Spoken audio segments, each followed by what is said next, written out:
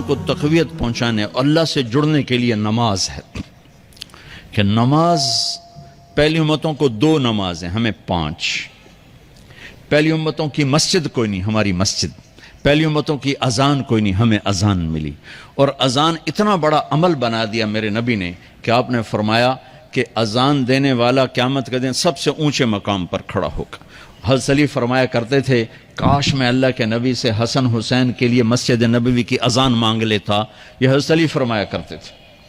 اور جنگ قادسیہ میں مؤذن زخمی ہو گیا تو اذان دینے کے شوق میں سردار آپس میں الجھ گئے، کہتا میں دوں گا، کہتا میں دوں گا، پھر قرہ اندازی ہوئی جس کا نام نکلا اس نے اذان دی۔ حضرت عمر فرمایا کرتے تھے اگر میں امیر المومنین نہ ہوتا، اگر میں خلیفہ وقت نہ ہوتا تو میں مسجد نبوی کا مؤذن بننا پسند کرتا۔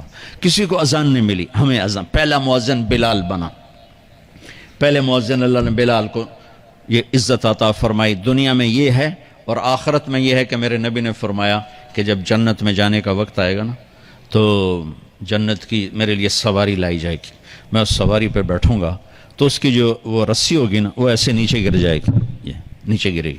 اس رسی کے یعنی اس کی جو لگام ہوتی ہے نا وہ نیچے گرنے کا مطلب ہے یہ ایسے نیچے گر گئی۔ اب نیچے گرنے کا مطلب ہے کہ اس کی ڈرائیونگ میرے نبی نے نہیں کرنی، کوئی آنے والا ہے، کوئی ڈرائیور آنے والا ہے جو رسی پکڑ کے چلے گا، کوئی کوچبان آنے والا ہے جو اس کو پکڑ کے چلے گا۔ رسی کا گرنا ایک انڈیکیشن ہے کہ کوئی نصیب والا اب آئے گا۔ جب آپ کی سواری کھڑی ہوگی، رسی نیچے ہے، تو اب سب کی گردنیں ایسے ہوں گی، کون، سب قیاس کر رہے کون۔ اللہ کی طرف سے اعلان ہوگا بلال کو بلایا جائے، بلال۔ تو بلال آپ کی سواری کی لگام پکڑیں گے اور آپ نے فرمایا کہ سب سے پہلے میں جنت میں جاؤں گا اور بلال میرے ساتھ ہوگا، میری سواری کی لگام پکڑے ہو جائے گا۔ تو ہمیں اذان ملی، کسی امت کو اذان نہیں ملی۔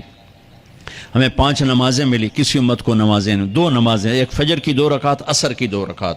باجماعت نہیں، ان کو اپنی کتاب یاد نہیں، ہمیں قرآن یاد ہے۔ میرے مدرسے میں ایک بچہ اب ماشاءاللہ امریکہ میں وہ پڑھا رہا ہے، اس نے 30 دن میں قرآن یاد کیا۔ صبح یاد کرتا تھا، شام کو تراویح میں سناتا تھا۔ میرے مدرسے کا بچہ ہے، صبح بیٹھ کے مغرب تک پورا ہے سپارہ یاد کر کے اور عشاء کو تراویح میں سنا دیتا تھا۔ اللہ نے میں ایسا قرآن دے دیا کہ 1 مہینے میں بھی یاد ہو جاتا ہے۔ 3 دن میں بھی ایک بزرگ نے یاد کیا، 3 دن میں قرآن یاد کیا۔ اللہ نے ہمیں قرآن کی دولت عطا فرمائی، پڑھنے کے لیے 5 نمازیں عطا فرمائی، تہجد کی نماز عطا فرمائی، اوابین کی نماز دی، اشراق کی نماز دی، چاشت کی نماز دی۔ نماز کے کتنے دروازے کھول دیے۔ اور میرے نبی کی آخری نصیحت تھی میری امت نماز نہ چھوڑنا، نماز نہ چھوڑنا، نماز نہ چھوڑنا۔ اور اس 14 صدی میں کوئی موقع ہے نماز چھوڑنے کا تو وہ میرے نبی کے نواسے کی کربلا کا ہے کہ جب ظلم بھی انتہا پر تھا اور مظلوم بھی اپنی آخری حدوں پر تھا، اور کائنات نے نہ ایسا ظلم دیکھا، نہ ایسے مظلوم دیکھے، نہ ایسی پاکیزہ ہستیاں دیکھی، نہ ایسے درندے دیکھے۔ تو سورج ڈھلا، نماز کا وقت ہوا ہے، تو آپ نے سبحان اللہ، آپ نے زہیر سے فرمایا کہ شمر سے کہو نماز پڑھنے دے، نماز پڑھنی ہے، امت کو پیغام دینا ہے کہ یہ کسی حال میں چھوڑنے کا کام نہیں ہے۔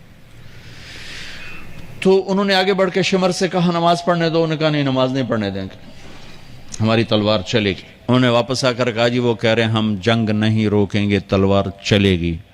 تو پھر یہ نہیں فرمایا اچھا چلو ٹھیک سر دیو، فرمایا اچھا آدھے نماز پڑھو آدھے جنگ کرو۔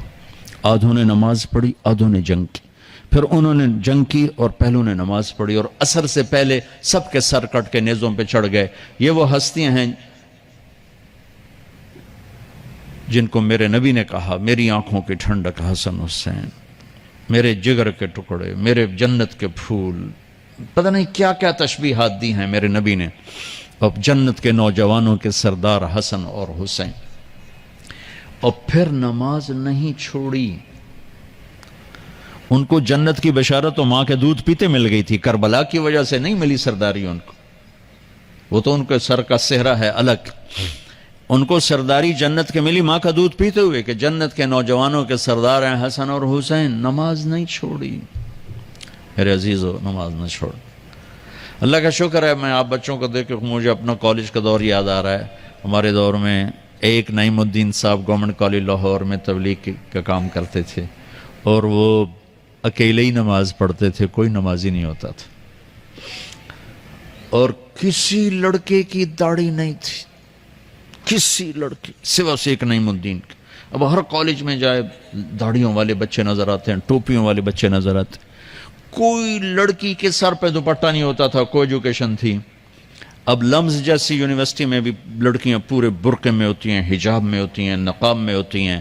جہاں برائی کا گراف اوپر گیا تو نیکی کا بھی اوپر گیا, جہاں برائی کا لیول اگر بڑھا ہے تو نیکی کا لیول بھی بڑا ہے.